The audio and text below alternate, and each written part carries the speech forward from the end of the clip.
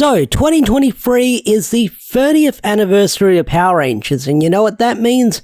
That means it's the 5th year anniversary of Shattered Grid. That's right.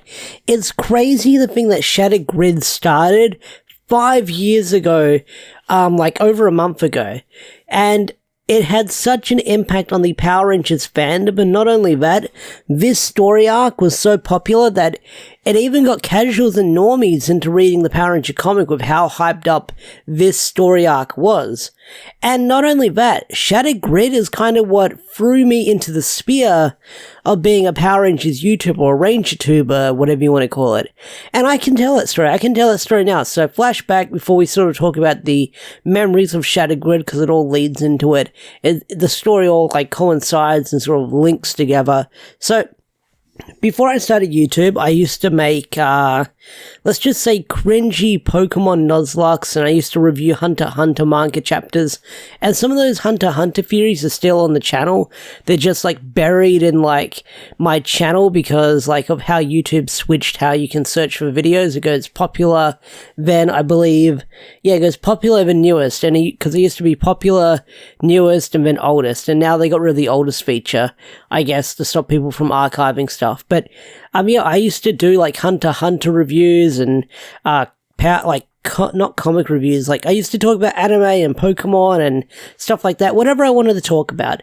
And it's kind of funny because I was talking to one of my friends, Mason, and he just randomly goes, "Oh, remember the back in the day when Ash used to like make anime videos and Pokemon videos?" And my response was like, "Yeah," and it was cringe. And there's a reason why I don't have most of those videos up on the channel anymore.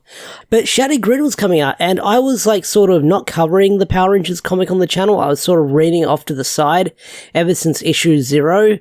And Shattered Grid was like built up really big because we got trailers. We had that JDF trailer where he narrated it. And then like we had other people covering like IGN and stuff like that. It was a big event. And then I covered it on the channel. It didn't do so well when I first started out because I was kind of figuring out how to sort of talk about the comics and review it and stuff like that.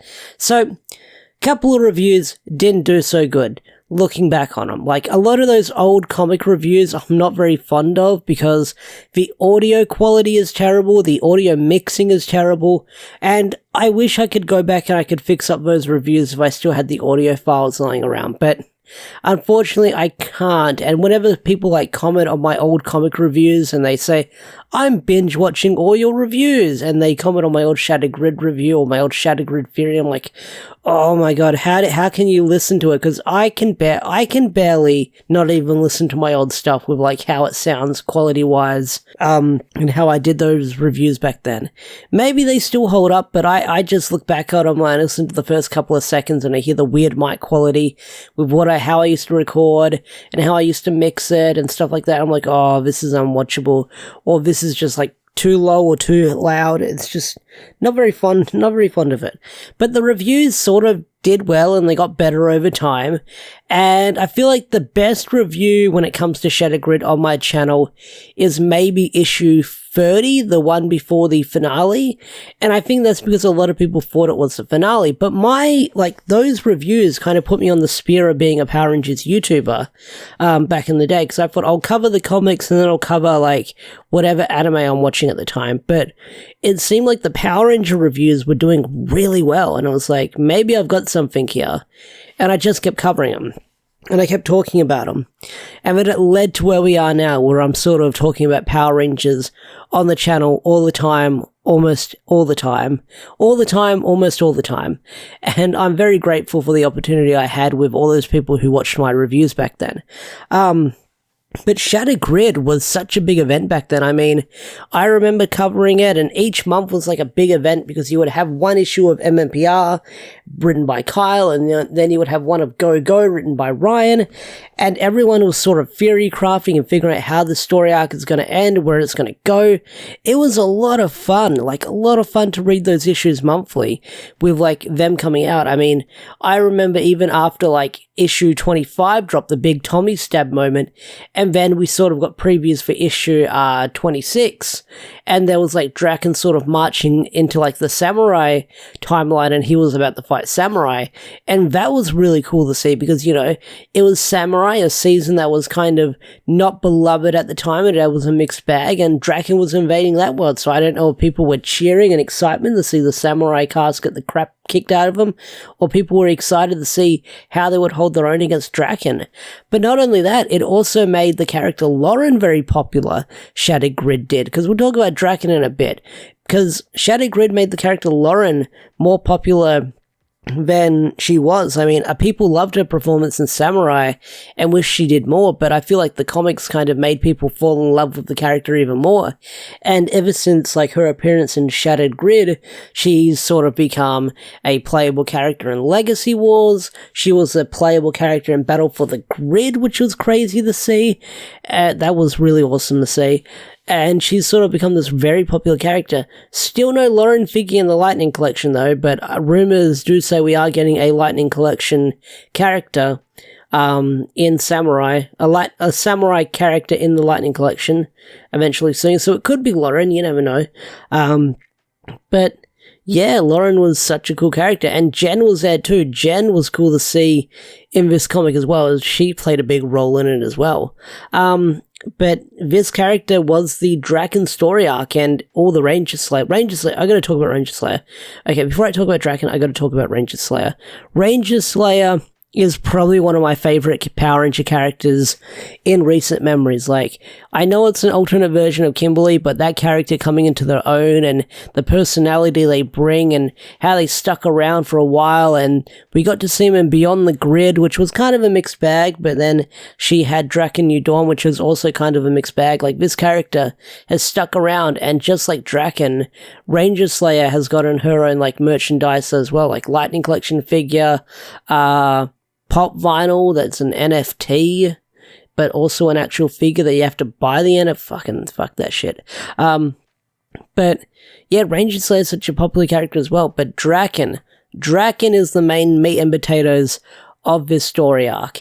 And Draken was such a cool thing to see. I mean, not only that, we got a live-action sort of trailer to promote Shattered Grid, with JDF acting in it and Kyle Higgins directing it, and that was really freaking cool to see. Now, that trailer is no longer on JDF's channel, which I'll probably get to in this video, maybe, possibly, but the character Draken became such a popular character that, to this day, he's stuck around, which is crazy to think that Lord Draken is still around. I mean, he's played such a role. I know he disappeared in, like, Beyond the Grid, and he appeared at the end of Necessary Evil, and then he stuck around for, like, that sort of near the end of MMPR arc, and then he played a bigger role in Power Rangers with the Omega Rangers, and we got to sort of meet more of his character, and he kind of didn't turn over a new leaf, but we got to see him in a new light, and he got a brand new form, which is really cool to see. And now Draken's still out there, so Draken's one of those characters that they're going to bring back. And he's coming back in 2023. Like, if you don't know, spoilers, there is an upcoming Draken storyline that is coming out eventually. I don't know much about it, because we just have a plot synopsis about it, but it's definitely going to tie into, like, the stuff that's going on in the Melissa run, which is crazy to see as well. Crazy to think that Draken's coming. Not crazy, but I'm not surprised anymore when they bring back Draken, but whenever Draken's not on screen, I'm wondering where is Draken and why is he not here. But Draken was such a cool character, and people were wondering how he was going to get defeated, because he kept getting more powerful and powerful with each issue, and when he got to Evolution 3, he was able to sort of create his own multiverse, or create his own universe, which made him so powerful. And Draken would have won that battle if the Rangers weren't there to stop him. Like, we would have been living in Draken universe in the Power Ranger timeline for the comic. But Draken, like I said, such a popular character, he's stuck around forever. And it's a shame what Bad in the Sun said recently about, Jason David Frank not liking the character Draken. So, if you don't, I don't want to talk about this, but I feel like I gotta talk about it because someone's gonna bring it up in the comment section. So, according to Bat in the Sun, Jason David Frank hated Lord Draken because of what he stood for and everything he's done, and Jason David Frank only sort of liked Draken because the fans liked Draken. He didn't want to let down the fans, so that's why he didn't say anything bad about Draken. But according to Bat in the Sun, JDF hated Draken and everything he stood for. This is what, according to Bat in the Sun, which I don't believe. I know that people say that Bat in the Sun worked with JDF, so there might be some credibility to it, but I feel like if this is true or not true, I don't think Bat in the Sun should have released that information. But hey, I'm sure there's two sides to every coin, and I just don't trust what Bat in the Sun said about that comment line. Seems a bit weird. But yeah, Draken's such an impactful character. Now, if there's one issue from Shattered Grid I really enjoyed, it's probably definitely seeing the Gravezord or the Gravezord and Megazord combination. That was really cool too in the finale. But not only that, it also had an impact on the character Matt, where he became a ranger because Kimberly had to keep the secret from him. And that sort of came into other arcs later down the line in Go-Go as well. But if my favorite issue for MMPR when it came to Shattered Grid, it was probably, I'm trying to think which one stands out for me. The one where you see all the Rangers coming down in that big page spread where it's like all the Rangers standing in front of the command center with the Gold Ranger in front, and you've got the Hyperforce Rangers in there, the Beast Morpher Rangers are in there. It's a really cool page. I love seeing it. Such a cool moment. And a lot of people would love to see like an animated Shattered Grid series, and I would love to see that as well. And we almost got sort of like a World of the Coinless series, but Hasbro sort of pulled the plug on that when they bought the franchise. And we could have saw that, but that's a story for another day that I've talked about on the channel. But yeah, Shattered Grid is one of those series that had such an impact on the franchise and such the series as a whole. I mean, we've gotten all these Boom Studio characters from the comics in there that have appeared in Shattered Grid, from Tyrannosaurus Century, although they kind of appeared earlier on in the Draken story arc in the early run of Mighty Morphin. A lot of people remember the Red Sentry for being Skull, or Skull being the Red Sentry Ranger in that story arc. But yeah, Shattered Grid is had such an impact on the Power Rangers franchise and the fans. I mean, so many people remember the story arc, and sadly a lot of people dropped the Power Ranger comics after this story arc because, like, Beyond the Grid couldn't live up to the hype that was Shattered Grid, and I can understand where people are coming from in all these years. I mean, to go off from something like Shattered Grid and to get something completely different, I can understand the change. It was probably very off-putting for a lot of people. But Shattered Grid is such a good story arc. So many good character moments in there, and all these different character interactions as well. Like, you've got Kruger, you've got Dr. K, you've got this moment of, like, Andros reuniting with Corone as she's the Lost Galaxy Pink Ranger, which is a nice moment. I really enjoy that moment. And it's just such a really cool story arc, and Shattered Grid is like one of the story arcs I go back and reread. I mean, I don't own the soft cover or the hardcover, but if you want to read Shattered Grid, I recommend reading the soft cover because that's got the reading order, or the hardcover as well. But Power Rangers Shattered Grid, such a really awesome story arc. I know I rambled on and I had all these different talking points in the video, but Shattered Grid, such a cool series. Definitely go read it if you haven't, or go reread it because it's such a good read. I love checking it out every so often. Or when I have to go back and I have to do research for videos, I end up just like binge reading those issues. And I was like, what was I doing here? Oh yeah, getting images, or getting data.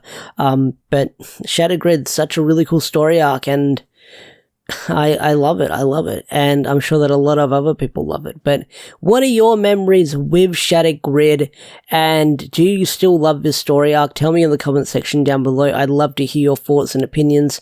With that said, I think I'm going to bring this video to a close. I know this was sort of like a rambly video, but that's how I do things over here. I just ramble, I just talk, and hopefully you guys listen and enjoy it. So with that said, I think I'm going to bring this video to a close. So if you enjoy this video, hit that like button, subscribe to the channel if you're new, and I'll see you guys later. Peace out, take care, bye.